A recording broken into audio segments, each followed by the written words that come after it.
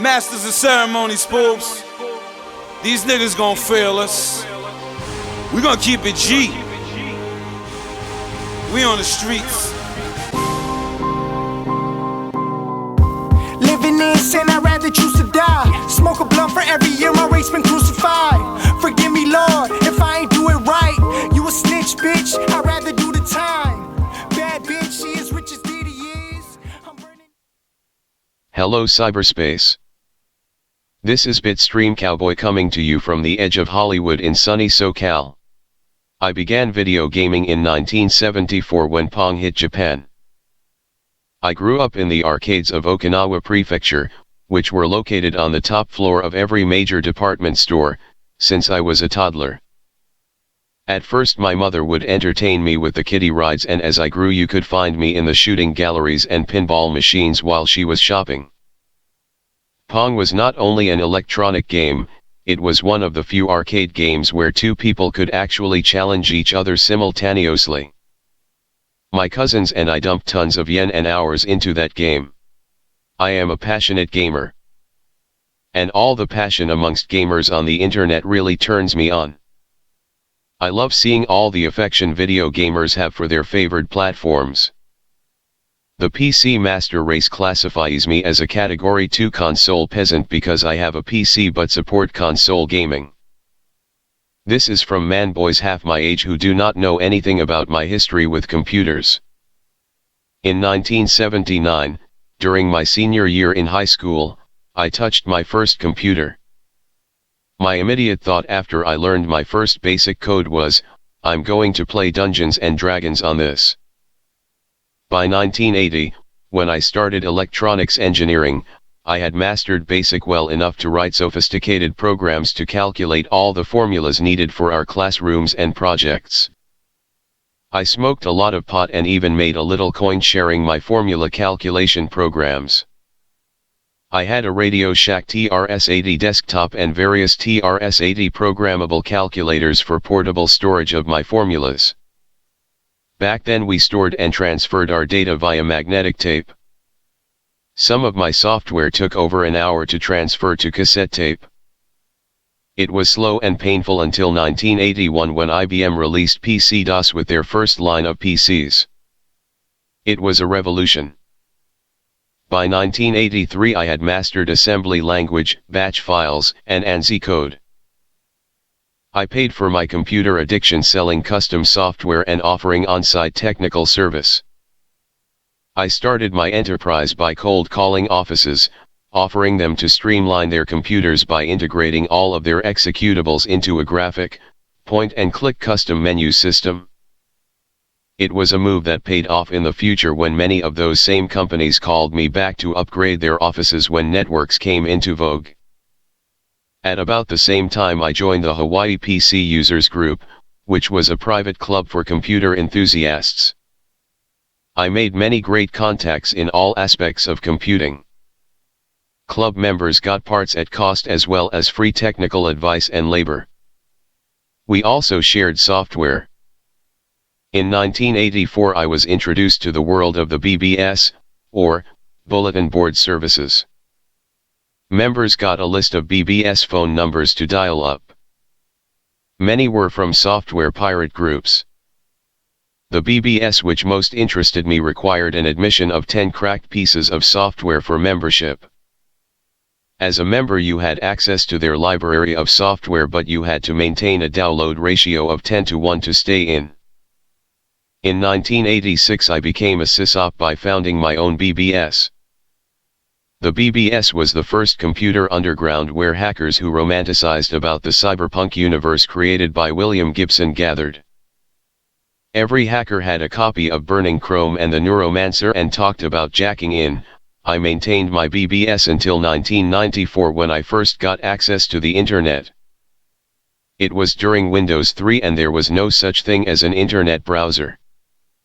You had to contract with a Unix server and navigate Unix commands via terminal emulation. That was the only way to get the newly released Doom by ID software, and I had to have it. I studied Unix like someone touched by fire. During my first year I made friends with developers, and I was alpha and beta testing their latest software. I had conversations with other engineers working in semiconductors, and I had great philosophical debates with professors and clergymen. It was a haven for intelligentsia. But this was destined not to last. As soon as AOL released their member base, numbering in the millions, onto the internet, the next year, cerebral intercourse gave way to a massive invasion force screaming, "Where's the porn?" In 1997 I effectively retired from business and moved from Hawaii to Hollywood to enter the music world. I volunteered to become the webmaster in the publishing house of an NPO. The pay was sparse, but I had opulent room and board and carte blanche on computer parts and accessories. It was during that time that I was scouted by a band and began recording and touring. In 2003 I bought my first gaming console since my Sega Genesis. I bought the PS2 with games like Final Fantasy, Need for Speed Underground and Metal Gear. I thought that the PS2 controller design was too cramped for my big hands. Plus I was also playing games like Medal of Honor, Call of Duty, Rainbow Six and Halo. Combat Evolved on the PC, so I didn't invest much into the PS2. I had heard a lot of great things about Microsoft's Xbox console, and after researching it, I decided to purchase one during the Halo 2 launch. Bulky as it was, the controller felt better in my hands. Like this was not a kid's toy. The utilization of 2 triggers thrilled me. Halo 2 really turned me into an FPS junkie. My tenure on Xbox Live is now in its 12th year. One of the reasons why I got so excited about console gaming when the Xbox came out was due to the fact that I had spent over 30 years hunched over a computer. I'm just burned out. I see a keyboard and I'm transported back to my working days. I'm retired now and declared handicapped for life due to a debilitating disease. I don't need stress in my life, and sitting at a keyboard causes me stress. I like to lie back in my bed and play with my Xbox One on my big screen TV. And yes, PC Master Race, I know I can plug my PC into my flat screen and use an Xbox controller, but on my current TV, the image quality is grainy and the latency is too taxing. And at some point I will have to get up to confront the keyboard too. It's not polite to tell a man twice your age how to live. But all this aside now. The real reason for this video.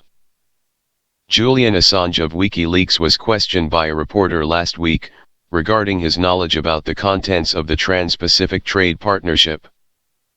Mr. Assange revealed that this is the largest international trade treaty ever in history. It is much larger than NAFTA.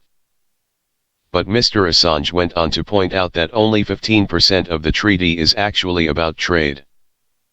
The rest of the body of this treaty is about passing regulations on the internet and labor. It's already been estimated that if the TPP passes, it would impact 40% of America's labor and finance. We have very few factories left on our soil, and the TPP will regulate them to death. Since the Bush administration, we have, through our own inactivity, given away much of our freedoms. The current administration wants to take away more of our freedom by allowing an international committee to regulate what we can and can't do on the internet. It has been said, once the TPP passes, we are never getting out. This video is not intended to be an endorsement for Donald Trump. This is a battle cry to all gamers of voting age to research the positions of all of the presidential candidates and take an active role in our future. For the past 8 years, our government officials have been padding their purses by destabilizing the Middle East. ISIS has control over all the oil our brave soldiers paid their lives and limbs for. The way our current government officials announced the pull-out of Iraq created a power vacuum so that ISIS could flourish with impunity. Due to a media blackout that the White House imposed, we, the people, didn't realize that ISIS had grown from 7 countries to now 28 countries. No, everything is all right. President Obama is at Camp David playing golf right now. Forget Secretary Clinton's hacked emails and her lies about them in court. She single-handedly destabilized Libya with her push to invade when no one else really wanted to. Due to Hillary, Russia now has 1/5 of all uranium produced in America. The Trump campaign owes no fealty to any lobbyists or special interest groups. He wants to put a halt on all of America's nation building around the world. He wants to implement an extreme vetting process for all incoming immigrants, and he wants to empower the INS with the ability to deport extremists who denounce the American way of life. He wants to stop the TPP, expand Medicare, lower the income tax and negotiate fair tariffs on import goods and bring back jobs to this great nation. This will probably be the most important election of our lifetime. If the present administration makes one more term, they will have total control over the Supreme Court, with the justices they plan on placing. And with the status quo, which they wish for us to live in, we will be more insulated from the government than ever. We will be living in a politically correct circus with our enemies laughing their asses off right next door. It's a scary choice. Do we trust once more in a failed system, or do we take on an untried maverick to lead our country? But honestly, many of you are working full-time jobs or even several part-time jobs and barely getting by. The current system is broken. Just a few decades ago a man could work 40 hours and build a home and a family on one income. If TPP passes, that dream will be lost forever. And so may too your internet experience.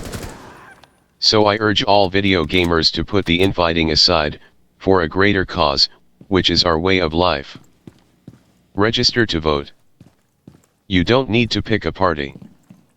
I'm registered as undeclared. This way I can save my vote for the final moment in the polls. Please register and vote this year. Bitstream Cowboy, out.